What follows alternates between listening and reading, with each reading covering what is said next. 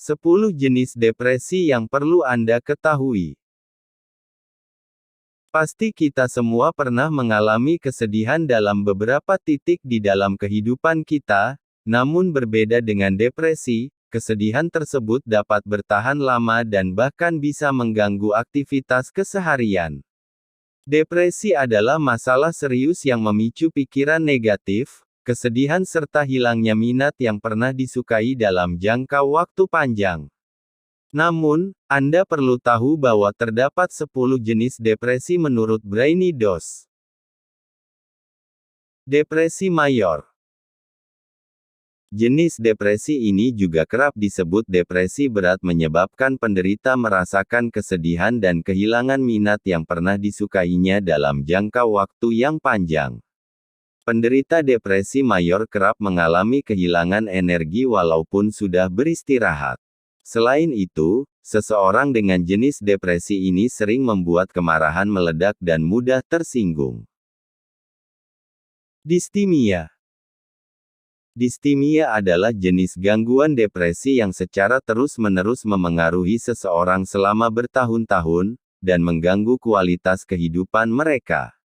Penderita distimia sulit menemukan kesenangan, bahkan ketika mereka berada di dalam suasana bahagia sekalipun. Gejala distimia bisa datang dan pergi. Terkadang, penderita distimia tidak dapat merasakan gejala depresi namun hilang dalam beberapa bulan. Depresi manik. Depresi manik atau depresi bipolar adalah suatu kondisi mental kronis yang ditandai dengan perubahan suasana hati dan pikiran secara drastis. Gejalanya termasuk ketika penderita dibanjiri oleh pikiran negatif, namun secara tiba-tiba merasa energetik dan senang. Depresi postpartum. Jenis depresi ini umumnya terjadi pada wanita yang mengalami depresi setelah melahirkan si bayi. Sekitar 1 dari 7 wanita mengalami tipe depresi ini setelah melahirkan. Istilah depresi postpartum lainnya adalah baby blues syndrome. Seasonal affective disorder adalah jenis depresi yang terjadi secara musiman atau hanya muncul pada musim tertentu. Gejalanya meliputi kelelahan, kesedihan, tidur berlebihan dan kehilangan minat yang pernah disukainya. Depresi psikotik. Seiring berjalannya waktu, depresi dapat memperburuk dan mengganggu kualitas kehidupan Anda. Sekitar 20% penderita depresi mengembangkan gejala yang terkait psikotik atau halusinasi.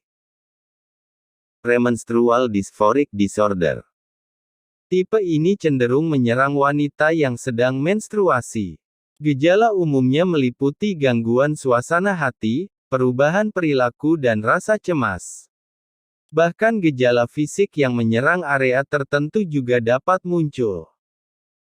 Depresi atipikal. Depresi atipikal merupakan gangguan depresi yang paling umum dialami. Gejala ditandai oleh tidur dan makan berlebihan, mudah tersinggung, dan sensitif terhadap suatu penolakan. Depresi situasional adalah jenis depresi yang ditandai dengan stres, dan bisa menghantui seseorang selama 9 hari setelah kejadian traumatis. Misalnya, kehilangan orang yang dicintai, didiagnosa oleh suatu penyakit, atau masalah hubungan adalah beberapa kejadian yang umum dialami oleh penderita depresi situasional. Mereka mencoba untuk menyesuaikan perubahan di kehidupan mereka setelah hal traumatis terjadi. Disruptive mood dysregulation disorder adalah jenis gangguan depresi yang relatif baru ditemukan. Depresi ini cenderung memengaruhi anak yang belum bisa mengatur emosinya. Hal ini ditandai dengan perubahan perilaku dan cepat tersinggung.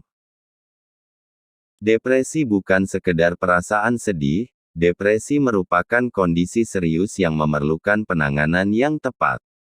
Apabila Anda mengalami depresi, sangat penting untuk mencari bantuan profesional. Anda juga perlu ingat bahwa Anda tidak sendirian. Tetap semangat dan semoga bermanfaat.